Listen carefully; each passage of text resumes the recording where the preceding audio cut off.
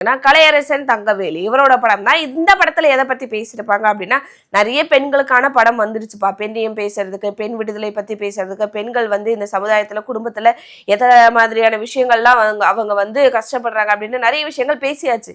ஆண்களுக்கு எப்பதான் பேச போறீங்க அப்படின்னு சொல்லிட்டு ஃபீல் பண்ணிட்டு இருக்கு. ஆண்களுக்கான ஒரு படமா வந்ததுதான் ஆண் பாவம் பொல்லாதது அப்படின்ற ஒரு படம்.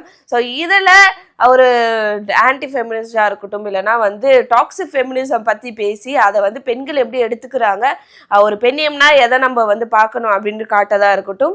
கடைசியில ஒரு கிளைமேக்ஸ் வரதுக்கு முன்னாடி ஒரு ஆண் எந்த மாதிரியான விஷயங்கள்ல வந்து ஃபேமிலியா இருக்கட்டும், இல்லைன்னா வந்து சொசைட்டியா இருக்கட்டும், எதெல்லாம் அவ வந்து ஃபேஸ் பண்றா, என்ன மாதிரியான ஸ்ட்ரகிள்ஸை வந்து அவ பார்த்துட்டு வரா அப்படின்ற நிறைய விஷயங்களை வந்து முக்கியமா ஒரு டிவோர்ஸ் பேஸ் பண்ணி இந்த படமே கொண்டு போயிட்டு அதில் இருக்கிற கஷ்டங்கள் எல்லாமே இந்த படத்துல வந்து பேசியிருந்தாங்க. ஸோ அது வந்து பா எங்களுக்காக ஒரு படத்தை எடுத்தாங்கப்பா அப்படின்னு சொல்லிட்டு ஆண்களுக்கு சந்தோஷப்பட்டதா இருக்கட்டும். அதுக்கப்புறமா வந்து ஒரு டாக்ஸிக் ஃபெமினிசம் அதை வந்து காமெடியா எப்படிலாம் கொண்டு போயிருக்காங்க அப்படின்றது ரியோ அவர்கள் வந்து நடிச்சிருப்பாரு. ஸோ அவரோட அந்த காமெடி சென்ஸோடு கொண்டு போன விஷயங்கள் அதுவுமே ரொம்பவே நல்லா இருந்துச்சு.